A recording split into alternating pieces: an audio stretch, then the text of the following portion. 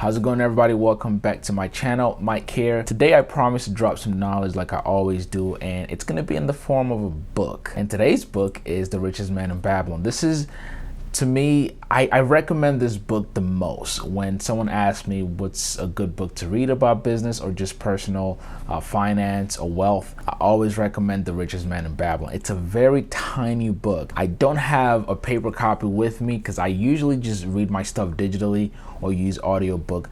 But if you got the physical copy of this book, it's a very small book. So even if you hate reading, okay, this is something that you can cover within a week or a month, depends on how fast you read. And like I said, you can also get it on Audible, and I highly recommend that you read this book. Now, what the hell is it about anyway? The title gives it away, The Richest Man in Babylon. But really, The Richest Man in Babylon is a book about mindset. And this is what I mean by that. So oftentimes when you watch people like me on YouTube, or you just come to YouTube to get information, or you watch another financial guru, whoever that you like watching, and typically when somebody tells you their story of becoming rich or wealthy, you always want to know, how did you do it? Teach me, give me a course. I'll pay for your course. I'll pay for you to mentor me, all this jazz, right? But here's the thing, you can learn from even the wealthiest people in the world. They can teach you for free or through a course, as you have right now all over YouTube. You can buy all the courses that you want, and you can actually even be successful with the things that you learn in these courses or these books. But if your mindset hasn't changed, or your mindset has not transitioned to actually becoming rich or wealthy, chances are you're either going to lose all that money, or you're going to continue to work for money for the rest of your life. When you think to yourself, why do you even want to make all of this money? Is it for show? Is it so people can think of you differently? Or perhaps you think it's going to make you happy. You've probably heard this many times. Money will not bring you happiness. But when you think of the reason why, the real reason why you want to make a bunch of money, for me, it's because I want freedom. Freedom to be able to dictate my time and spend my time with whoever I want. That's honestly the main reason why I want to make a bunch of money, because that way it buys me the freedom that I need to be able to dictate the use of my time and with who I spend that time with. That's the bottom line of what's underneath my desire to build wealth. And if I pass that same question to you, why do you want to make a bunch of money? What's it to you? How does it change your situation, right? I'm sure you can come up with 100 million reasons why you want to make a lot of money. And that's really what this book addresses, The Richest Man in Babylon. So, short story. It's a book about a character. I'm not going to give names or anything because I really want you to read it. It's a book about a character, and this character is the richest man in Babylon.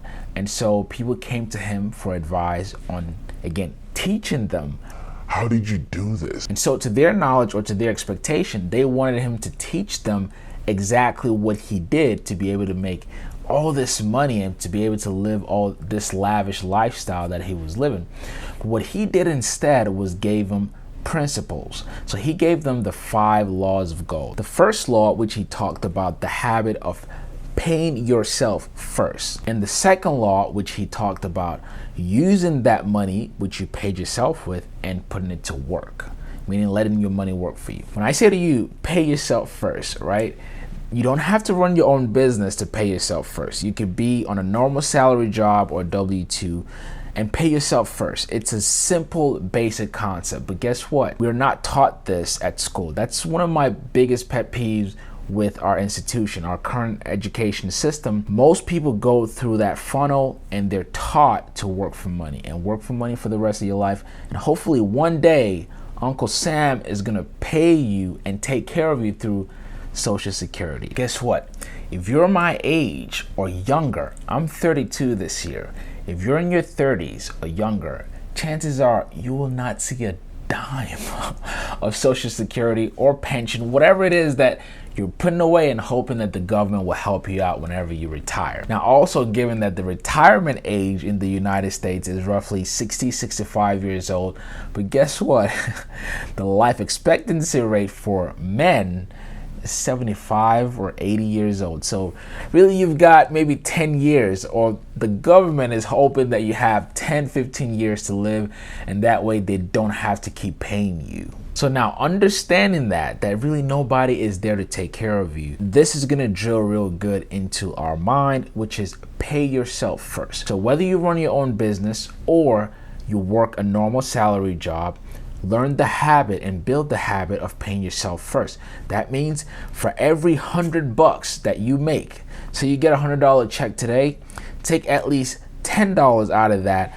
That's Mike's money, right? Put it away, then go use the other $90 and pay everybody else. It's a very simple and basic concept. But you'd be surprised how so many of us live on the opposite end of the spectrum. Even me, I did not learn this, and I did not learn to build this habit until recent years. I was always able to make money, right? But every time I made money, I would find something to put that money towards. Could be another business idea or something nice that I wanted.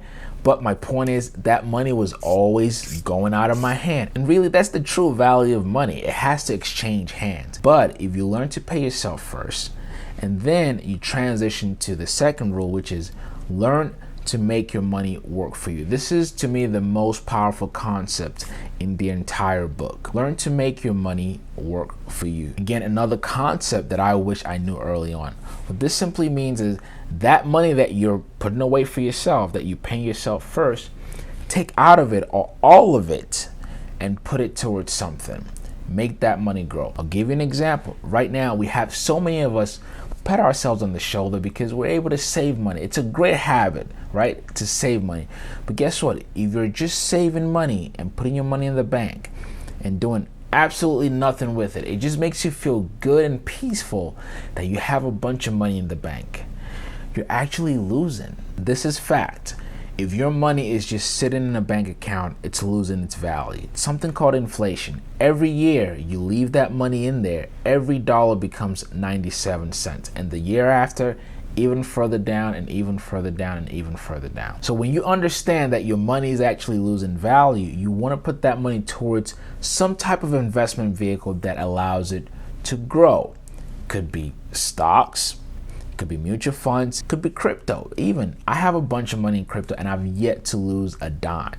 Okay, and for me, I feel good because I'm just leaving the money there. I don't have to worry about it. I literally consider all of my investment vehicles as my savings account. But rather than putting the money away in a savings account where it's doing nothing, absolutely nothing, I leave it in some type of investment vehicle. One, it allows me not to touch it, because when your money is being invested, it means it's working. You don't think about pulling it out because you need it to work. If my money was in a savings account and something happens or I need to buy something, I can just go into that bank account and pull the money out. That's one of the benefits of actually putting your money towards an investment vehicle. This is what was stressed in the book of this concept of growing your money, letting your money work for you. If you think about how a lot of people operate today, we're taught to work for money. No matter how much you make, you could be making $1 million a year today.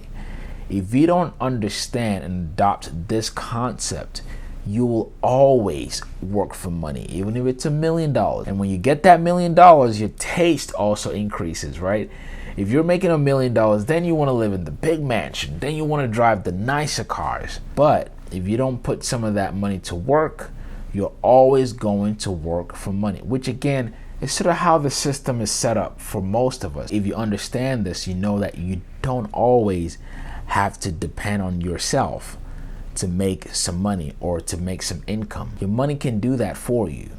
And also, when you think about the fact that we all get old, we're all getting older, right? For me, again, I'm my biggest resource. I can go out, work my butt off, hustle, and make money.